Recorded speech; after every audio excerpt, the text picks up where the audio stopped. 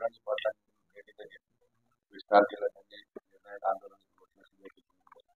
तुम्हाला काय वाटतं त्या आंदोलनाबद्दल आणि तुमचा पाठिंबा आहे? मुळामध्ये मराठा आरक्षणासाठी ज्यांनी जीवाची बाजी पणाला लावून करोडो मराठ्यांना एकत्रित करण्याचा एक तो जगातला सगळ्यात मोठा इतिहास केला. ते चळवळीतले आमचे ज्येष्ठ सहकारी माननीय मनोज जरांगे पाटील साहेबांची आज मी दवाखान्यात भेट घेतली. मी त्यांची तब्येतीची चौकशी करण्याच्या निमित्तानं आलो, कारण आमच्या मध्यंतरी भेटच झाली नव्हती. आणि त्यांच्याशी बोलताना शेतकऱ्यांचे जे काही महाराष्ट्रातले प्रश्न आहेत त्या प्रश्नांची ग्राउंड लेवलला फिरताना काय काय जाणवलं ते मी सगळं पाटलांशी त्या ठिकाणी शेअर केलं, त्यांच्याशी चर्चा केली. आणि किती गंभीर अवस्था आहे शेतकऱ्यांची आणि सरकार कसं निगरगट्ट आहे, सरकार शेतकऱ्यांच्या बाबतीत कसं दुर्लक्ष करत आहे, या प्रश्नावर आमची सविस्तर चर्चा झाली. 20 तारखेला करोडो मराठा लोक सगळे मनोज जरांगे पाटलांच्या नेतृत्वाखाली मुंबईला जात आहेत. तर मला असं वाटतं की सरकारनं ही वेळ मराठ्यांवर आणू नये आणि मराठ्यांना घुमवण्याचा फिरवण्याचा प्रयत्न करू नये. तातडीनं 20 तारखेच्या आत मराठा आरक्षणाचा प्रश्न निकाली काढावा, जेणेकरून या महाराष्ट्राचं आणि मुंबईचे जीवनमान ठप्प होणार नाही.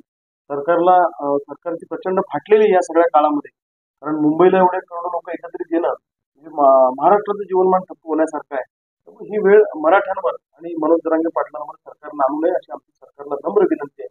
त्याच्या आधीच या विषयाचा तोडगा निघाला पाहिजे. सामाजिक संघटना असतील, शेतकरी संघटनावर तुम्ही या आंदोलनात पाठिंबा देताय का? त्यांच्यासोबत चालणार? आणि अगदी सुरुवातीपासूनच आम्ही पहिल्या दिवसापासून आमची भूमिका आहे. मनोज जरांगे पाटील साहेबांच्या या आंदोलनाला आमचा पहिल्यापासून पाठिंबा आहे.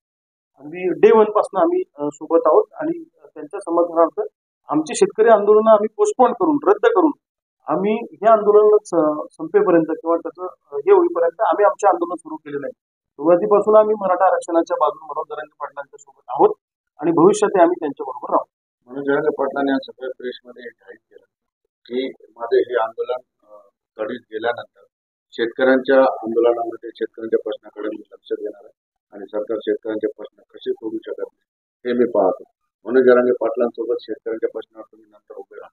अगदी मनोज जरांगे पाटील साहेबांनी जी भूमिका सकाळी मांडली, तुम्ही मला सांगितलं, शेतकऱ्यांच्या प्रश्नावरती अतिशय योग्य आहे.